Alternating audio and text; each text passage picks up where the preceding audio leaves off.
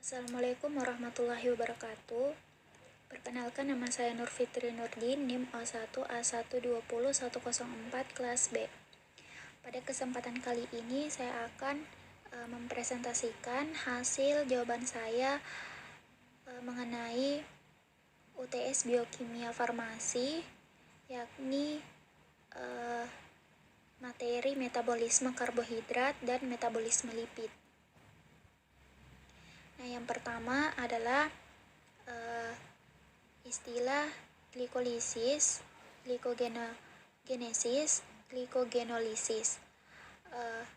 Glikolisis terjadi di bagian sitosol. Glikolisis merupakan reaksi metabolisme untuk pemecahan gula atau glukosa, yang mana pemecahan glukosa ini dibagi menjadi dua, ada aerob dan anaerob. Untuk aerob, yang dihasilkan adalah asam pirufat, sedangkan anaerob menghasilkan asam laktat. Glikolisis meliputi 10 tahap reaksi yang dikatalisis oleh enzim. Glikolisis mengubah glukosa menjadi pirufat melalui metabolisme aerob, yaitu metabolisme yang membutuhkan oksigen. Selanjutnya, hasil dari proses glikolisis adalah berupa ATP dan NADH. Selanjutnya adalah glikogenesis. Glikogenesis merupakan proses sintesis glikogen dari glukosa yang terjadi di dalam hati dan otot. Glikogen atau gula otot merupakan cadangan makanan dari molekul glukosa hasil pencernaan. Selanjutnya, di sini glukosa pada bagian glikogenesis, glukosa akan berikatan dengan alfa 1,4 glikosidik untuk membentuk glikogen. Selanjutnya adalah glikogenolisis. Glikogenolisis merupakan proses pemecahan glikogen. Apabila terjadi dalam otot, tujuannya untuk mendapatkan energi bagi otot yang hasil akhirnya berupa pirufat ataupun laktat. Sebab glukosa 6-fosfat yang dihasilkan dari glikogenolisis akan masuk ke jalur glikolisis di dalam otot. Selanjutnya, di dalam hati tujuannya adalah untuk mempertahankan kadar glukosa darah di antara 2 waktu makan. Glukosa 6-fosfat akan diubah menjadi glukosa, sebagaimana seperti reaksi yang telah ditampilkan, yaitu glukosa 6-fosfat ditambah H2O atau air akan menghasilkan glukosa yang dibantu oleh fosfoglukomotase. Selanjutnya adalah istilah metabolisme, katabolisme, dan anabolisme. Metabolisme merupakan reaksi dalam sel yang dikatalisis oleh enzim-enzim. Metabolisme bukanlah suatu proses acak, melainkan sangat terintegrasi dan terkoordinasi. Artinya terstruktur dan memiliki tahapan-tahapan tertentu. Tujuan dari metabolisme adalah untuk mencakup berbagai kerjasama yang banyak melalui sistem yang multi-enzim. Metabolisme adalah keseluruhan reaksi kimia yang terjadi secara serentak di seluruh tubuh yang terdiri atas anabolisme dan katabolisme. Selanjutnya, istilah katabolisme. Katabolisme merupakan pemecahan molekul organik yang menghasilkan energi. Katabolisme bisa disebut dengan pemecahan molekul molekul yang kompleks menjadi molekul yang lebih sederhana. Untuk reaksinya bisa dilihat misalnya di sini C6H12O6 ditambah 6O2 menghasilkan 6CO2 ditambah 6H2O, kemudian ditambah 686 kilokalori per mol, yakni 686 kilokalori per mol ini merupakan ATP. Nah, energi yang dihasilkan dari proses katabolisme akan ditangkap dan kemudian disimpan dalam bentuk molekul ATP atau adenosin trifosfat. Selanjutnya adalah anabolisme. Anabolisme merupakan proses sintesis atau pembentukan molekul organik yang menyerap atau membutuhkan energi. Anabolisme dapat dikatakan pula proses metabolisme untuk membentuk molekul yang sederhana menjadi molekul yang lebih kompleks. Nah, selanjutnya anabolisme memproses sintesis senyawa kimia kecil menjadi besar, menjadi molekul yang lebih besar, seperti yang saya katakan tadi, seperti yang terjadi pada asam amino yang diubah menjadi protein. Contoh dari anabolisme adalah fotosintesis dan kemosintesis. Nah, selanjutnya adalah proses metabolisme aerob. Proses metabolisme aerob merupakan proses metabolisme yang membutuhkan oksigen. Nah, proses yang pertama adalah proses glikolisis yang terjadi di bagian sitoplasma. Proses glikolisis yaitu pemecahan glukosa menjadi asam pirufat. Jadi pada proses ini glukosa akan diubah menjadi asam pirufat dengan membutuhkan dua molekul ATP seperti yang terlihat pada gambar. Glukosa menjadi glukosa 6 fosfat membutuhkan ATP, kemudian menghasilkan ADP. Kemudian glukosa 6 fosfat diubah menjadi fruktosa 6 fosfat membutuhkan 1 ATP, kemudian menjadi ADP. Kemudian kemudian dihasilkan fruktosa 1,6 bifosfat. Fruktosa 1,6 bifosfat ini akan menghasilkan gliseraldehid trifosfat atau PGAL dan juga dihidroksiaseton fosfat, di mana di sini dihidroksiaseton fosfat ini akan diubah menjadi gliseraldehid trifosfat, sehingga nanti ada dua molekul gliseraldehid trifosfat yang akan diubah lagi hingga menjadi asam pirufat. Nah, prosesnya adalah gliseraldehid trifosfat membutuhkan NAD untuk menjadi 1,6 bifosfoglycerate, di mana pada proses yang ini akan menghasilkan 1 NADH. Selanjutnya 1,6 bifosfoglycerate akan diubah menjadi 3 fosfoglycerate dengan bantuan ADP, kemudian menghasilkan 1 ATP. Selanjutnya 3 fosfoglycerate diubah menjadi 2 fosfoglycerate, kemudian 2 fosfoglycerate diubah menjadi fosfoenol bifurat dengan bantuan ADP, kemudian menghasilkan ATP. Selanjutnya fosfoenol bifurat akan menghasilkan asam pirufat. Nah, untuk kesimpulan dari proses glikolisis ini, hasilnya adalah 2 asam pirufat, 2 NADH, dan 2 ATP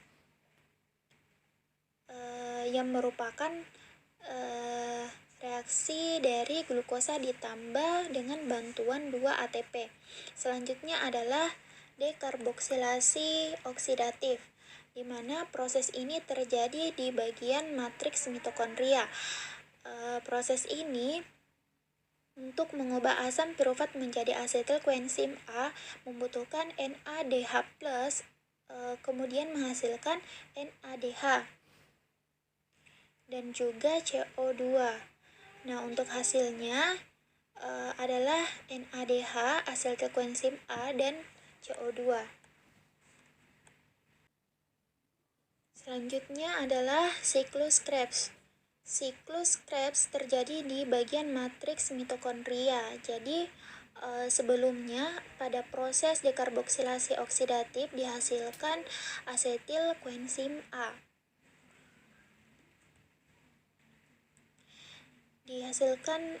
Asetil koenzim A untuk satu asam pirufat.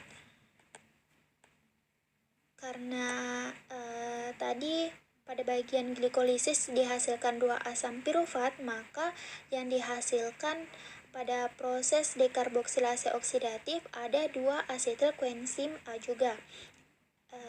Selanjutnya untuk prosesnya di sini 1 asetil koenzim A diubah menjadi asam sitrat, kemudian menjadi isositrat,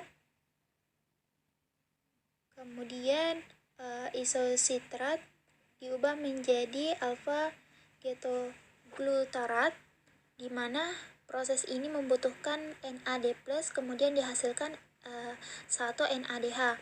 Selanjutnya alfa getoglutarat diubah menjadi suksinil koenzim A, dibutuhkan NAD+, kemudian menghasilkan 1 NADH. Jadi sudah ada 2 NADH yang dihasilkan. Selanjutnya suksinil koenzim A diubah menjadi suksinat, di mana proses ini akan menghasilkan 1 ATP. Selanjutnya suksinat menjadi fumarat, dengan bantuan FAD akan menghasilkan FADH.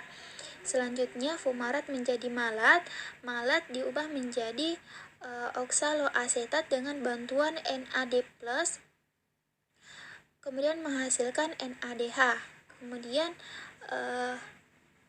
Kemudian terjadi lagi siklus berikutnya.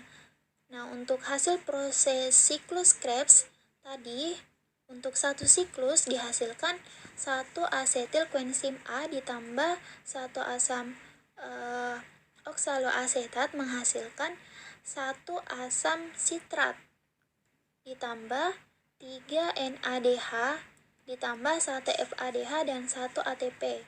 Ini adalah satu siklus untuk 1 molekul asetil koenzim A.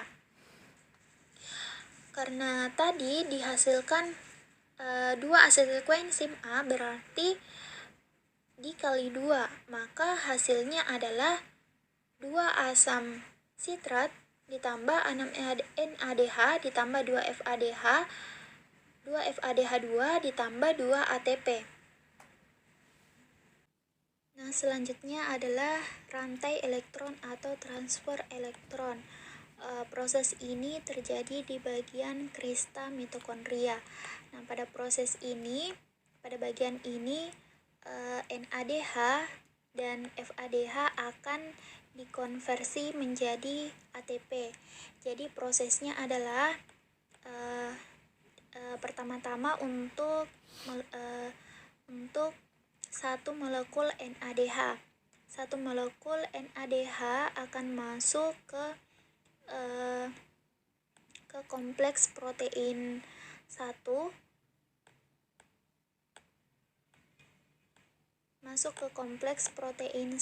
kemudian berpindah menuju ubiquinon. Nah, selanjutnya ketika elektron meninggalkan kompleks protein 1, maka 1H+ akan keluar menuju ruang antarmembran. Nah, kemudian dari ubiquinon elektron akan menuju ke kompleks protein 3 dan kemudian menuju sitokrom C. Nah, ketika meninggalkan kompleks protein 3, H+ lagi keluar menuju ruang antarmembran. Selanjutnya dari sitokrom C, elektron akan menuju kompleks sitokrom 4 yang kemudian akan menuju penerima elektron terakhir, yaitu O2. Nah, selanjutnya ketika elektron meninggalkan kompleks protein 4, maka 1 H plus lepas atau dikeluarkan menuju ruang antar membran. Nah, O2 setelah menerima elektron akan mengikat H plus dan membentuk H2O. Nah, tadi sudah ada 3 H plus yang dikeluarkan, kemudian 3 H plus tersebut akan kembali masuk melalui enzim ATP sintase yang berada di membran. Setiap H plus yang masuk melalui ATP sintase akan menghasilkan 1 molekul ATP. Nah, karena ada 3 H plus yang keluar dan masuk, ada 3 ATP juga, ada 3 ATP yang masuk, maka untuk 1 molekul NADH menghasilkan 3 ATP. Nah, selanjutnya untuk 1 molekul FADH akan melepaskan elektronnya, kemudian ditangkap oleh kompleks protein 2, kemudian berpindah menuju ubiquinon. Akan tetapi pada tahap ini tidak melepaskan H+. Nah, selanjutnya elektron akan meninggalkan ubiquinon menuju kompleks protein 3, sitokrom C, dan kompleks protein 4. Nah, ketika melewati kompleks protein 3 dan 4, masing-masing menyebabkan keluarnya molekul H+, hingga ada 2 H+. Nah, selanjutnya 2 H+ tersebut nanti masuk kembali melalui ATP sintase hingga terbentuk 2 ATP. Jadi untuk 1 molekul FADH2 menghasilkan 2 ATP. Nah, untuk jumlah keseluruhan ATP yang dihasilkan mulai dari proses glikolisis hingga rantai elektron ada 4 ATP, kemudian 10 NADH dan 2 FADH2. 10 FADH dikali 3 ATP hasilnya adalah 30 ATP, kemudian 2 FADH2 dikali 2 menghasilkan 4 ATP. Jadi total keseluruhan ada 38 ATP. Nah, selanjutnya adalah proses metabolisme anaerob. Jadi proses metabolisme ini tidak membutuhkan energi. Jadi proses yang terjadi untuk metabolisme anaerob adalah proses glikolisis, yakni pemecahan glukosa menjadi asam laktat dan alkohol. Jadi proses glikolisis ini ada 2, yaitu fermentasi asam laktat dan fermentasi alkohol. Jadi untuk mengubah glukosa menjadi 2 asam pirufat akan menghasilkan 2 ATP dan 2 NADH. Kemudian untuk fermentasi asam laktat dari 2 asam pirufat menjadi 2 asam laktat ini dibutuhkan 2 NADH dan menghasilkan 2 NAD+. Selanjutnya asam pirufat untuk fermentasi alkohol diubah menjadi 2 asetaldehid, kemudian diubah lagi menjadi 2 etil etanol dengan bantuan 2 NADH dan menghasilkan 2 NAD+. Jadi kesimpulannya untuk hasil proses glikolisis anaerob untuk fermentasi asam laktat dihasilkan 2 ATP dan 2 asam laktat. Untuk fermentasi alkohol dihasilkan 2 ATP dan 2 alkohol serta 2 CO2. Nah, artinya setiap energi atau ATP yang dihasilkan untuk proses glikolisis anaerob adalah sebanyak 2 ATP. Nah, selanjutnya jumlah ATP yang dihasilkan pada proses respirasi aerob dan anaerob. Jadi telah dijelaskan bahwa sebelumnya untuk proses aerob itu dihasilkan 38 ATP. Nah, akan tetapi di sini jumlah bersihnya ada 36 karena ada 2 ATP yang dibutuhkan kembali untuk proses pemecahan glukosa atau glikolisis. Jadi untuk hasil bersih dari proses metabolisme aerob dihasilkan 36 ATP. Nah, sedangkan untuk anaerob hanya dihasilkan 2 ATP. Nah, dari penjelasan saya sebelumnya ini membuktikan bahwa proses metabolisme glukosa secara aerob ini menghasilkan energi yang lebih besar daripada anaerob. Nah, selanjutnya adalah bagaimana hubungan metabolisme karbohidrat dengan metabolisme lipid. Jadi untuk hasil pencernaan lemak itu berupa gliserol dan asam pirufat. Nah, pertama-tama di sini kita bisa lihat ada 2 jalur di sini. Gliserol masuk ke jalur metabolisme karbohidrat di mana akan melalui reaksi antara glukosa dan pirufat atau gliserol pirufat di jalur metabolisme karbohidrat. Nah, sementara untuk asam lemak akan mengalami beta oksidasi menjadi unit-unit yang terdiri atas 2 karbon C. Nah, setiap unit 2 karbon akan mengikat satu molekul koenzim A kemudian menjadi molekul asetil koenzim A yang dapat masuk ke dalam jalur metabolisme karbohidrat. Nah, gliserol dapat berubah menjadi glukosa atau pirufat tergantung kebutuhan sel kebutuhan energi dari sel. Nah, demikian halnya dengan asetil koenzim A. Jika sel tidak membutuhkan energi atau kebutuhan energinya masih cukup atau sudah cukup, maka asetil koenzim A yang berasal dari beta oksidasi akan disintesis kembali menjadi komponen lemak.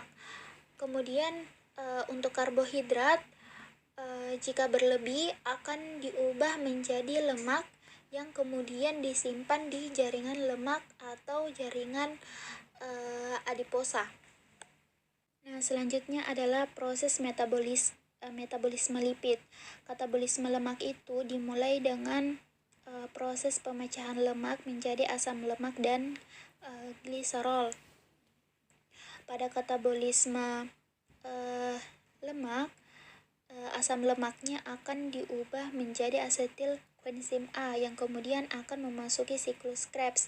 Sedangkan untuk gliserol akan diubah menjadi PGAL yang kemudian akan masuk pada reaksi glikolisis dengan bantuan ATP dan enzim gliserol kinase. Nah, ketika masuk proses glikolisis, prosesnya sama dengan proses metabolisme karbohidrat anaerob. Jadi untuk mengubah gliseraldehid trifosfat menjadi asam pirufat dibutuhkan 1 NAD+ dan 2 ADP. Sehingga untuk proses ini, proses glikolisis dari gliseraldehid trifosfat menjadi asam pirufat akan menghasilkan 1 NADH dan 2 ATP. Nah, selanjutnya untuk proses glikolisis seperti yang saya katakan tadi dihasilkan 1 NADH dan 2 ATP. Jadi untuk total ATP keseluruhannya adalah 3 ATP ditambah 2 ATP adalah 5 ATP. Nah, selanjutnya asam pirufat tadi diubah lagi menjadi asetil koenzim A yang akan menghasilkan 1 NADH atau 3 ATP.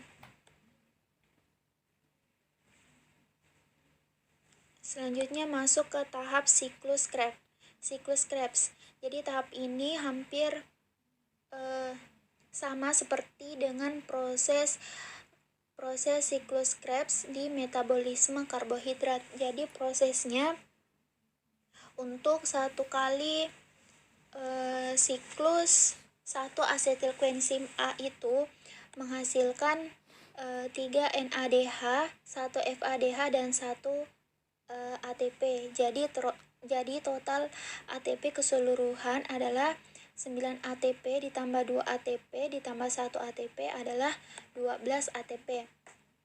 Nah, jika dijumlahkan dengan energi yang dihasilkan sebelumnya yaitu sebanyak 8 ATP, yakni 5 ATP dari proses glikolisis dan 3 ATP dari proses pirufat menjadi asetil koenzim A, sehingga 12 ATP ditambah 8 ATP sama dengan 20 ATP. Nah, akan tetapi karena 1 ATP-nya digunakan untuk mengubah gliserol menjadi PGAL pada proses oksidasi gliserol, maka jumlah ATP bersihnya adalah 20 ATP dikurang 1 ATP sama dengan 19 ATP. Jadi energi yang dihasilkan pada proses ini adalah 19 ATP. Nah, selanjutnya adalah proses metabolisme asam lemak. Yang pertama adalah transport asam lemak. Transport asam lemak terjadi di bagian mitokondria. Nah, pada proses ini dibutuhkan ATP untuk mengubah asam lemak menjadi asetil koenzim A dengan menembus membran luar mitokondria. Kemudian akan menghasilkan AMP atau adenosin monofosfat. Pada ruang antar membran tersebut, gugus asil akan berikatan dengan karnitin, kemudian membentuk asil karnitin. Nah, asil karnitin selanjutnya menembus membran dalam, kemudian menuju matriks mitokondria. Nah, selanjutnya masuk ke tahap beta oksidasi. Nah, pada proses ini ada 4, yaitu dehidrogenasi, hidrasi, oksidasi, dan tiolisis. Untuk proses dehidrogenasi di sini dibutuhkan FAD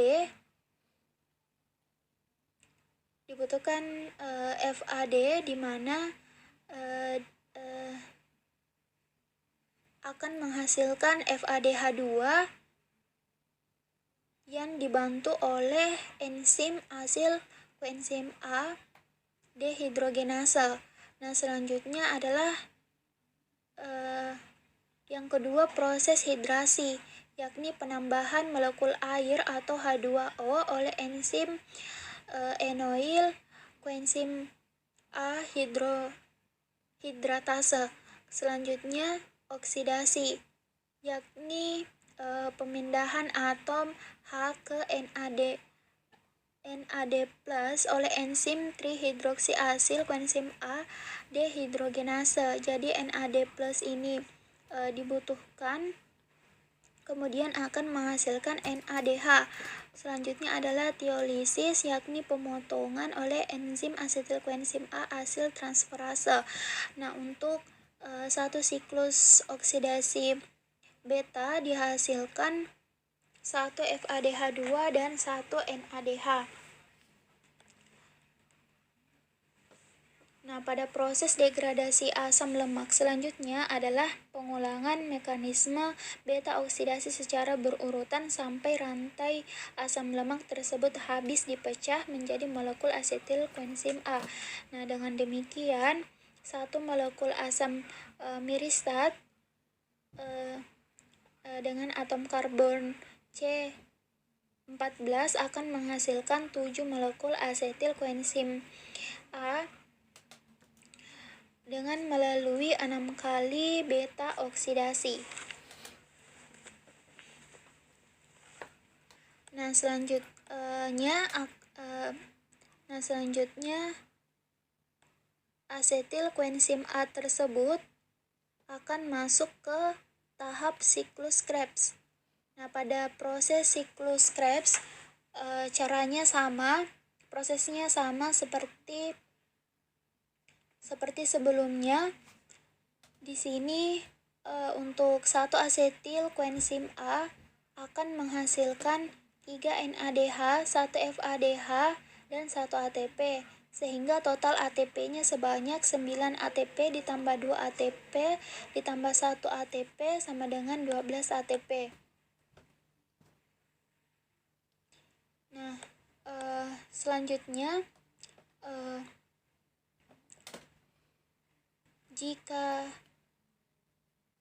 jika asam lemak dengan atom karbon 14, energi yang dihasilkan sebanyak berapa? Nah, jika dilihat pada tampilan berikut, di sini ada 14 atom C. Jadi di sini untuk menjadikan 2 atom C, maka ada 6 potong untuk asam lemak dengan 14 rantai karbon. Nah, jadi untuk energi yang dihasilkan secara keseluruhan yaitu ada 7 molekul asetil koenzim A dan 6 kali beta oksidasi. Nah, jadi pada proses ini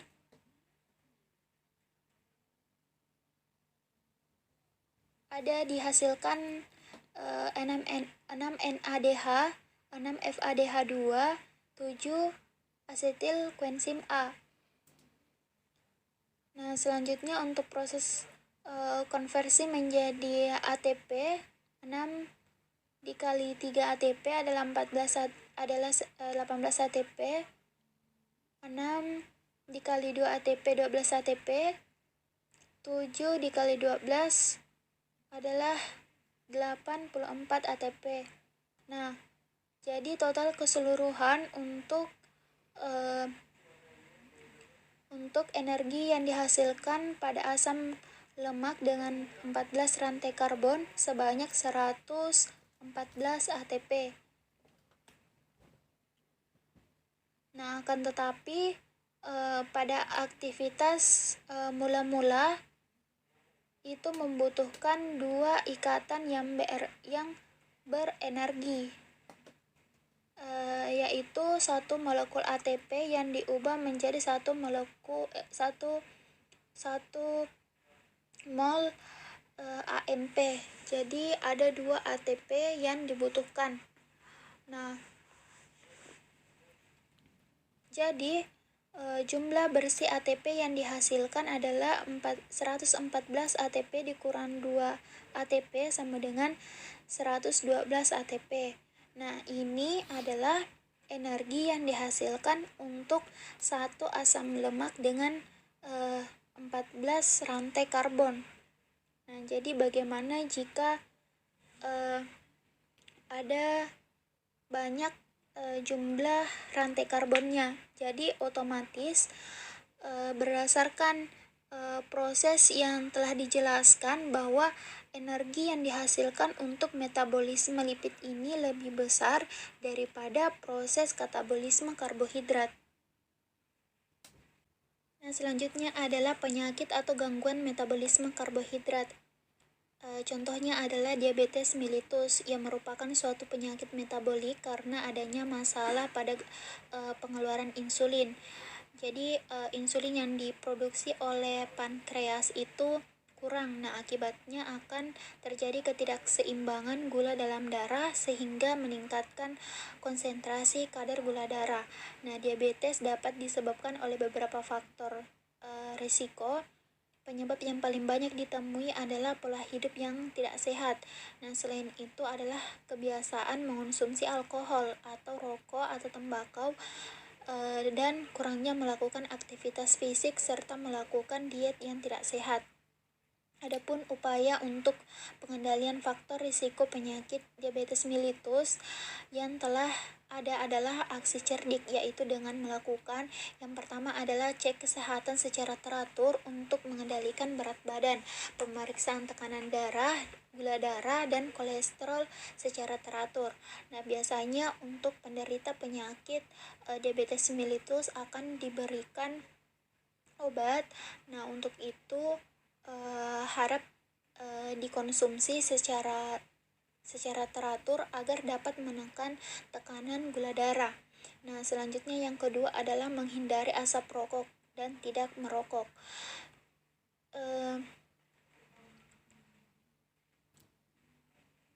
Kondisi asap rokok ini lebih berisiko daripada orang yang jarang terpapar oleh asap rokok. Kondisi tersebut disebabkan karena merokok dapat menyebabkan terjadinya resistensi insulin yang akan menyebabkan meningkatnya kadar gula darah. Nah, oleh sebab itu untuk penderita diabetes mellitus lebih baik menghindari asap rokok dan tidak merokok. Begitu pula dengan orang-orang yang ingin menghindari penyakit diabetes mellitus. Nah, selanjutnya adalah rajin melakukan aktivitas fisik minimal 30 menit sehari. Nah, seseorang yang jarang melakukan aktivitas fisik akan mengalami kelebihan energi yang dikonsumsi. Karena sedikitnya energi yang dikeluarkan tubuh, maka akan menimbulkan ketidakseimbangan energi yang akan disimpan pada jaringan adiposa. Nah, kondisi tersebut akan memicu risiko diabetes mellitus hingga menyebabkan terjadinya resistensi insulin. Nah, selanjutnya adalah diet seimbang dan konsumsi makanan sehat dan gizi seimbang. Nah, contohnya adalah mengonsumsi buah dan sayur. Jadi, konsumsi buah dan sayur ini direkomendasikan untuk mengonsumsi sebanyak sayur yaitu 3 porsi per hari, konsumsi buah 2 porsi per hari. Manfaatnya dari konsumsi buah maupun sayur yaitu dapat menurunkan absorpsi kolesterol dan lemak. Nah, selanjutnya adalah istirahat yang cukup dan kelola stres dengan baik dan benar. Karena selain faktor fisik, faktor psikososial seseorang juga dapat mempengaruhi resiko diabetes mellitus. Seperti yang dikatakan oleh Swan Talbot, yang dijelaskan bahwa pada umumnya individu yang sedang stres cenderung memiliki berat badan yang berlebih. Nah, orang yang mengalami stres psikososial merupakan salah satu faktor risiko menderita diabetes mellitus. Nah, selanjutnya adalah penyakit atau gangguan metabolisme lemak. Contohnya adalah xanthoma atau Xanthelasma palpebrarum. Jadi, penyakit ini ditandai dengan adanya plak kekuningan yang terjadi di sekitar kantus medialis kelopak mata bagian atas, meskipun dapat juga terlihat pada bagian kelopak mata bagian bawah. Orang yang mengalami xanthoma umumnya mengalami kolesterol tinggi. Wanita lebih sering mengalaminya dibandingkan dengan pria. Xanthoma dapat terjadi pada usia berapapun. Namun kondisi ini lebih sering terjadi atau sering dialami oleh orang yang berusia 50 tahun ke atas. Mekanisme terjadinya xanthoma hingga saat ini masih belum dapat dijelaskan secara pasti. Namun, adanya kolesterol tinggi akan menyebabkan seseorang berisiko mengalaminya. Selain itu, diduga faktor genetik juga dapat menyebabkan terjadinya xanthoma. Apabila dilakukan operasi dan pemeriksaan mikroskopis dari jaringan yang diangkat, akan ditemukan gambaran banyak sel lemak. Nah, untuk upaya pengobatannya dapat dilakukan dengan tindakan untuk mengangkat xanthoma yang dapat dilakukan dengan mengoleskan asam trikloroasetat 50-80%, laser dioda atau operasi. Nah, hal yang penting adalah mengobati penyakit yang mendasari timbulnya xanthoma, yaitu adanya kolesterol. Jadi, untuk menghindarinya, maka dapat dilakukan dengan pengobatan kolesterol tinggi yang meliputi pengaturan asupan makanan berupa memperbanyak makanan tinggi serat dan mengurangi asupan lemak, melakukan latihan jasmani seperti jogging dan jalan cepat, naik sepeda atau berenang setidaknya 4 kali dalam seminggu. Nah, kemudian setiap kali latihan jasmani minimal selama 30 menit. Nah, selanjutnya adalah mengonsumsi obat untuk menurunkan kolesterol seperti golongan obat statin atau fibrat sesuai dengan petunjuk dokter. Nah, selanjutnya adalah untuk pencegahan penyakit ini adalah sebenarnya santoma itu tidak dapat dicegah secara sepenuhnya, tapi untuk mengurangi resiko terjadinya santoma, orang berusia 20 tahun ke atas itu dianjurkan untuk memeriksakan kadar kolesterolnya minimal setiap 3 tahun sekali. Dan apabila kadar kolesterolnya di atas normal, perlu mengatur pola makan, berolahraga dengan rutin, serta berkonsultasi dengan dokter untuk memungkinkan pemberian obat penurun kolesterol. Selanjutnya adalah mengonsumsi obat penurun kolesterol itu tidak boleh dilakukan atas inisiatif sendiri, karena obat tersebut memiliki efek samping yang dapat membahayakan. Nah, oleh karena itu, obat penurun kolesterol hanya boleh dikonsumsi atas petunjuk dokter. Nah, berikut adalah daftar pustaka yang digunakan pada PPT ini. Nah, demikian presentasi dari saya, kurang lebihnya mohon dimaafkan. Sekian dan terima kasih. Wassalamualaikum warahmatullahi wabarakatuh.